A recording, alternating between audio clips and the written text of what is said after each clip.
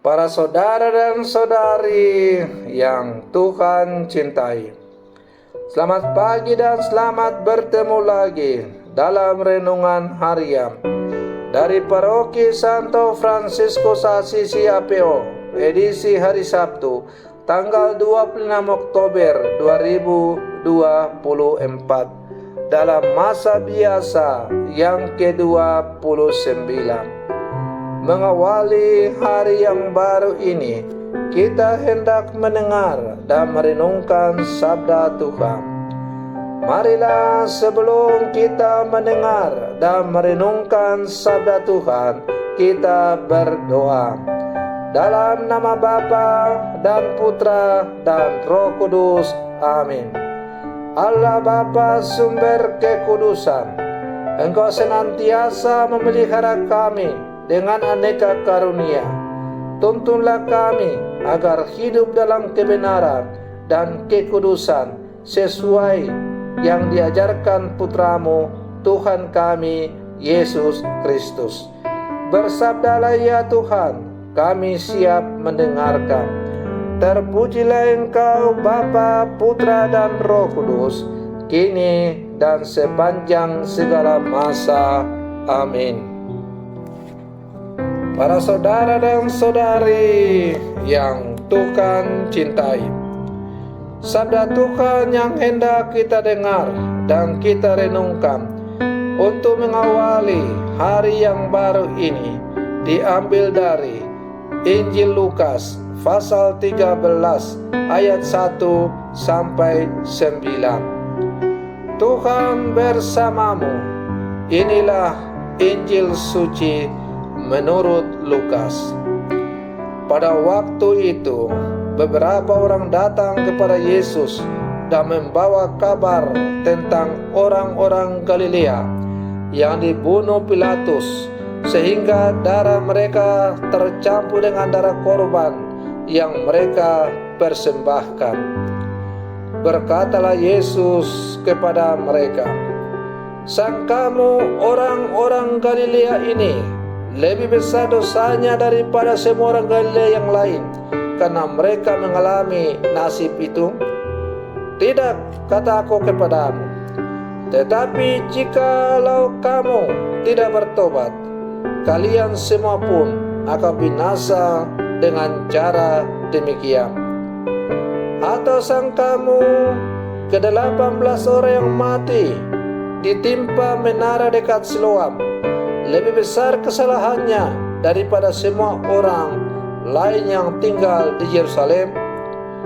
Tidak, kata aku kepadamu. Tetapi jikalau kalian tidak bertobat, kalian pun akan binasa dengan cara demikian."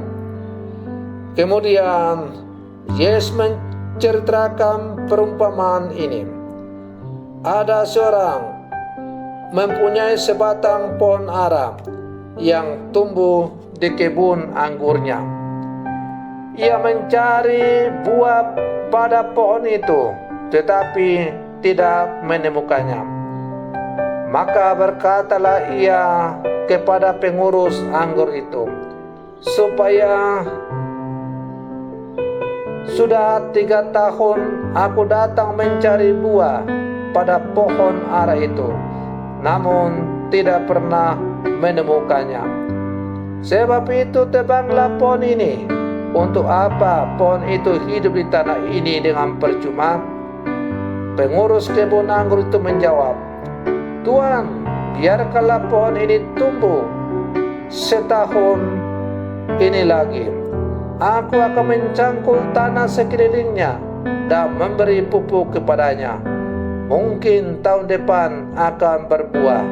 Jika tidak, tebanglah." Demikianlah sabda Tuhan.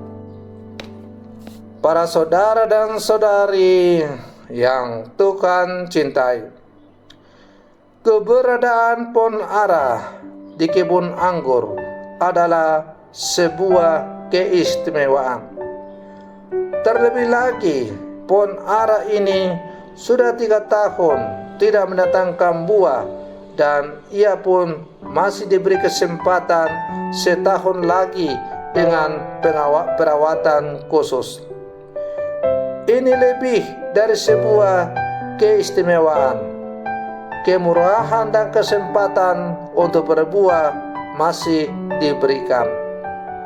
Para saudara dan saudari yang Tuhan cintai, perumpamaan tentang pohon ara di kebun anggur yang sudah 3 tahun berada di kebun anggur itu, tapi tidak menghasilkan buah, tapi masih diberikan kesempatan setahun lagi, siapa tahu menghasilkan buah, adalah merupakan gambaran hidup orang-orang percaya, orang-orang yang percaya kepada Yesus Kristus. Beberapa orang Kristen hidup sia-sia, mandul, dan tidak berbuah. Mungkin bisa dikatakan numpang beriman. Berlimpah pelayanan yang Tuhan berikan melalui gereja, namun banyak yang kita sia-siakan karena alasan kesibukan, kerja, dan aktivitas-aktivitas lainnya. Beberapa suami istri telah membuang sia-sia kepercayaan, cinta kasih, dan kebaikan, serta pengorbanan pasangan dengan sikap egoisme, hidup seenaknya, dan tidak bertanggung jawab. Beberapa anak telah mengabaikan kepercayaan dan pengorbanan orang tua dengan melalaikan tanggung jawab studi, pergaulan yang tidak sehat, dan cara hidup yang menjauh dari orang tua. Para religius dan imam perlu juga menyadari bahwa hidup mereka diistimewakan oleh kebaikan banyak umat yang memberi dalam kelebihan maupun kekurangan mereka. Pemberian diri umat itu patut disyukuri dengan tanggung jawab dan kesungguhan dalam menghayati panggilan hidup dan pelayanan yang khas kepada umat Allah. Para saudara dan saudari yang Tuhan cintai, pesan Tuhan hari ini melalui bacaan Injil yang kita dengar mengajak kita untuk semua tidak menyia-nyiakan kemurahan dan kebaikan yang diberikannya melalui banyak orang, supaya hidup kita bertumbuh dan berbuah. Tuhan selalu memberikan kesempatan kepada kita untuk membangun hidup pertobatan terus-menerus. Tuhan memberikan kesempatan seluas-luasnya untuk dari hari ke hari selalu setia membaharui hidup. Lebih baik terlambat bertobat daripada sama sekali tidak bertobat.